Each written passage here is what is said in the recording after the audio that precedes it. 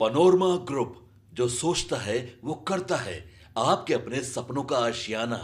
Social और print media के माध्यम से जानकारी हुई कि बेला तक मेट्रो स्टेशन बेलागंज विधानसभा के पूर्व राजद उम्मीदवार विश्वनाथ कुमार सिंह ने अपने गया स्थित आवास पर प्रेस वार्ता की।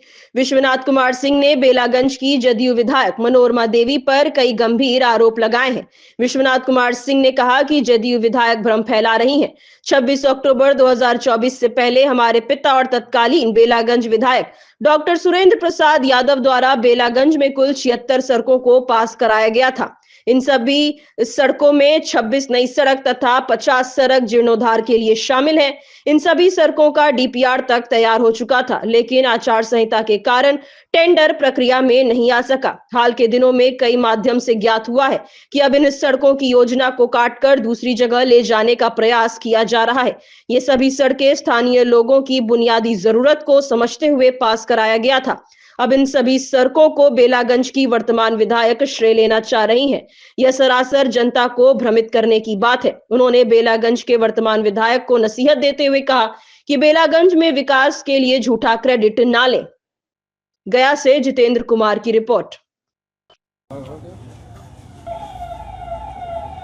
सोशल और प्रिंट मीडिया के माध्यम से जानकारी हुई कि बेला तक मेट्रो स्टेशन ले जाया जा रहा है। उसके लिए जो लोग इसके लिए प्रयासरत हैं उनको तहे दिल से धन्यवाद। और इस बात की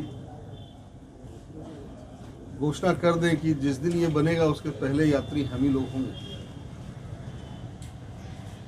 लेकिन जानकारी ये भी चाहते हैं कि तारीख कब की। बड़े ही झूठे लोग हैं और बहुत ही प्रेम से झूठ को फैलाते हैं। उदाहरण स्वरूप मेरे पास कुछ कागजात हैं जो कि 2 दिन पूर्व पदाधिकारियों की जो राइट्स की बैठक हुई थी, उसमें जो मेट्रो प्रोजेक्ट का डीपीआर की तैयारी और उस पर जो चर्चाएं थी, जो उसका फंड था, बजाते उस पर एक फैसिबिलिटी रिपोर्ट था कि IIM बोधगया से सन सिटी तक मेट्रो को चलाया जाएगा।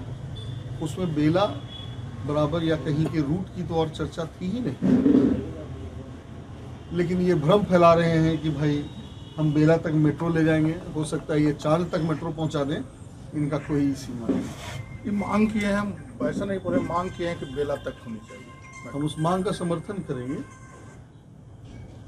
लेकिन ये बताएं कि अभी कुछ दिन पहले आप ही लोग के अखबार और सोशल मीडिया के माध्यम से, कुछ विश्वस्त कार्यकर्ताओं के माध्यम से ये जानकारी हुई कि जो रोड, जो सड़कें, जिनका 76 सड़कें हमारे पिता के कार्यकाल में बहुत मुश्किल से और पब्लिक की ज़रूरत को देखते हुए पास कराया गया।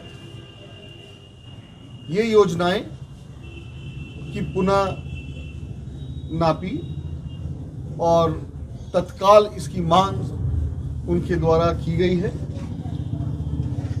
अगर की गई है तो ये उनकी जानकारी में हम दे दें कि कुल मिला के 76 ऐसे ही सड़क है जिसको हम लोग हमारे पिता के कार्यकाल में 15/1/2024 और 16 जनवरी 2024 को ही ये सभी सड़कों की मांग की गई थी, जिसका डीपीआर 26/10/2024 को ही पास हो चुका। यानी कि वर्तमान में जो ये सड़क 26/10/2024 को ये कर दिया गया, उससे पहले ही हो गया।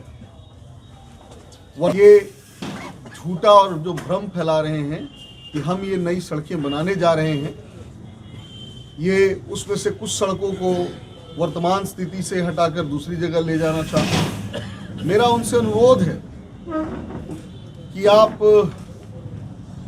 के इस कार्यकाल में जो झूठा क्रेडिट लेना हो उसको ले लीजिए, कहीं तकलीफ नहीं है, लेकिन बेलागंज विधानसभा के विकास में कहीं बाधा मत है।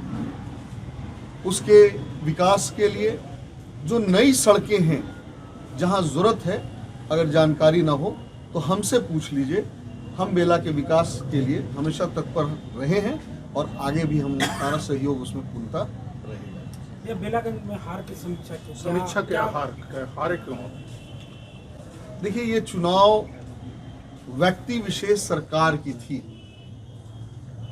ये चुनाव व्यक्ति विशेष सरकार की थी और पूरा प्रशासन का तंत्र जो है वो हमें हराने में लगा हुआ।